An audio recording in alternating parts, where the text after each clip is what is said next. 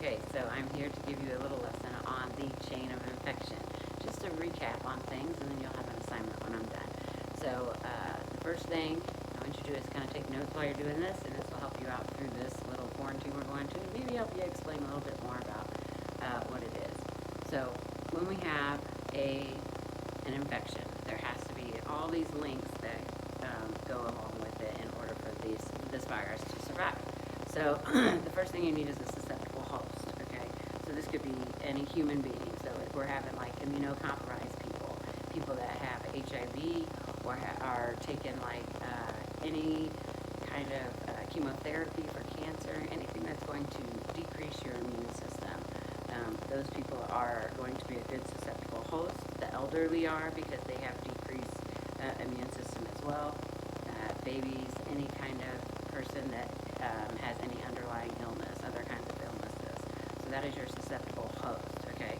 The next thing that we need, so I'm going to just be making little notes here, and I'll show you mine when I'm done, but this is the chain of infection. So the next thing you need is you have to have an agent, okay?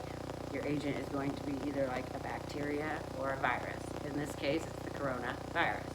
So we will say that we have our agent, which is a virus, which is connected to this host.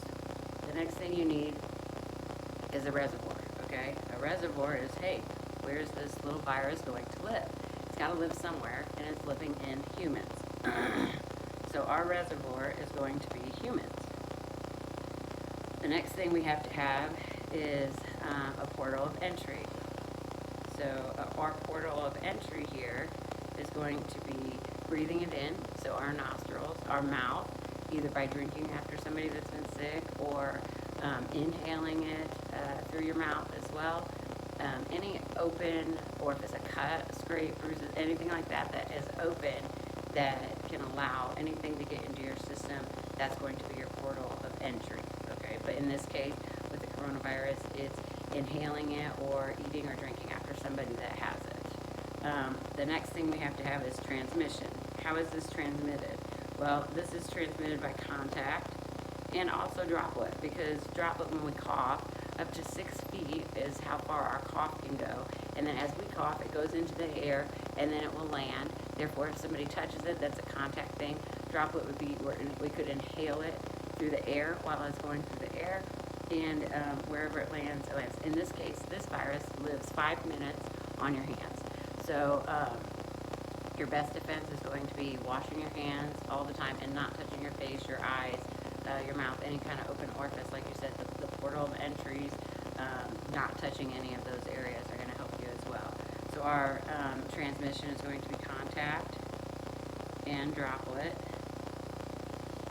And then we have to have a portal of exit.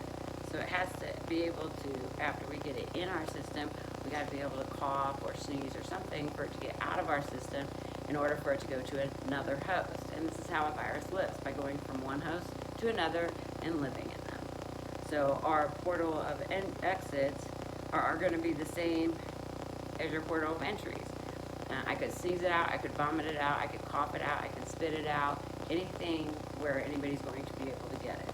Okay, so what we have to do is when we have our chain of infection right here, and this is what helps a virus. It's the only thing that a virus can continue to live, because it can continue to give it to somebody else, and it lives on things, and that will also give time. So in this, there's 6 stages here, so you have to have a susceptible host. It has to live somewhere, so you have to have a host for it to be able to go to. So that you have to have an agent. You have to have a virus, a bacteria, or something. In this case, we have the virus. So we have the coronavirus, our susceptible hosts, our reservoir, where we're living. They're living in humans. The portal of entry and portal of exit, which is any mucous membranes, your mouth, your nose, your eyes. I know I'm just being repetitive. Same as your portal of exits. And transmission. How does it get transmitted? Through coughing, through touching, through tasting after somebody else, anything like that. Those are your things. So those are your chain of infection. The only way to stop a virus or kill a virus, besides getting the vaccines and all that stuff, is going to be to break one of these links. How do we break one of these links? Well, we either wear the masks and not touch our face and things like that. Therefore, we cannot inhale it. Therefore, we are not a susceptible host.